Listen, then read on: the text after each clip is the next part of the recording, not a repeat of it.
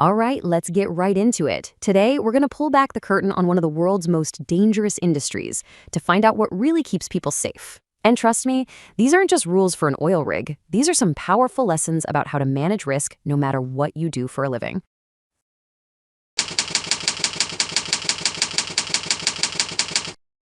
So where are these lessons coming from? The oil and gas industry. And you can just imagine the stakes. I mean, we're talking about massive machinery, hazardous stuff everywhere, and environments that can change in a second. In a place like that, safety isn't just a good idea, it's the bedrock of everything they do.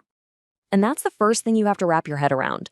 Risk is always there. You know, even when a company has done everything it possibly can to make a site safe, the danger never completely goes away. And that's exactly why the safety culture has to be so incredibly strong. Okay, so if risk is a constant, where do you even begin? What's the real starting point for a true culture of safety? Well, it's not with a piece of equipment like a hard hat or a pair of gloves. Nope. It all starts with one single powerful idea. This is it. This is the core philosophy. Before a single rule is even written, there's one ultimate goal that shapes every decision, every single action that happens on a work site. What's so amazing about this statement is just how simple and absolute it is. Notice, it doesn't say, let's try to reduce accidents, or let's minimize harm. It says, no harm. Zero. That's the goal. It's a completely non-negotiable standard for everyone, and that focus is what makes it so effective. But here's the thing. A goal that big, zero harm, it's not a one-person show.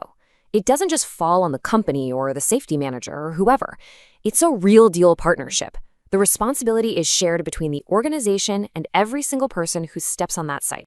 And you really have to think of it like a two-way street. On one side, you've got the employer's duty. They absolutely have to identify the risks, reduce them, and create clear rules. But on the other side, and this is just as crucial, you have your own responsibilities. You have to take personal ownership for your safety, you have to look out for the person next to you, and you have to commit to following those rules. One side just doesn't work without the other.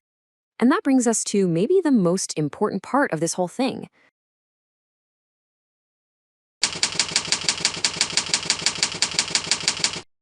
Having rules is great. Following them, that comes down to a choice you make. And that choice is all about your mindset. This is where safety stops being something someone tells you to do and becomes an internal value. Yeah, this image really captures it, doesn't it? This isn't about just going through the motions. It's about being engaged, actually talking with your team, and actively taking part in making the place safer for everyone. A positive attitude isn't just a feeling. It's an active tool. So here's the key takeaway. Your attitude is infectious. It spreads like wildfire.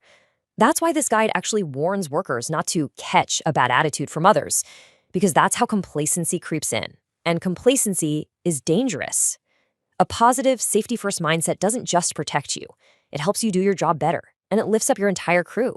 It's a professional responsibility, for sure. And look, if you ever need a quick reminder of why your attitude is so important, this slide just brings it all home. This isn't some abstract corporate goal. It's about your family, who's waiting for you to walk through that door at the end of the day. It's about your employer, who has a real duty to care for you. And maybe most importantly, it's about your coworkers, who are trusting you to keep them safe, just like you're trusting them. Okay, so we've got the big philosophy, zero harm, and we've got the personal attitude to make it happen. So how does this all translate into day-to-day action? You know, what does it look like on a Tuesday afternoon? Well, that's where the formal rules and procedures come in. This right here, this is the playbook. HSE standards take that huge goal of zero harm, and they break it down into concrete, repeatable actions. They make sure that everyone, from the person on their first day to the 30-year veteran, is working from the exact same set of instructions, all designed to stop incidents before they can even start. Now listen up, because this might be one of the most important sentences in this entire guide. It's a concept known as stop work authority.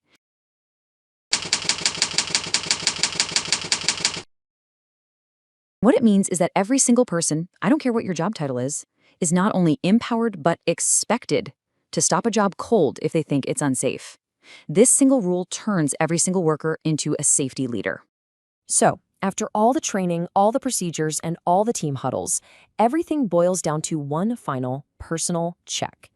This is that last line of defense between a totally normal workday and a potential disaster.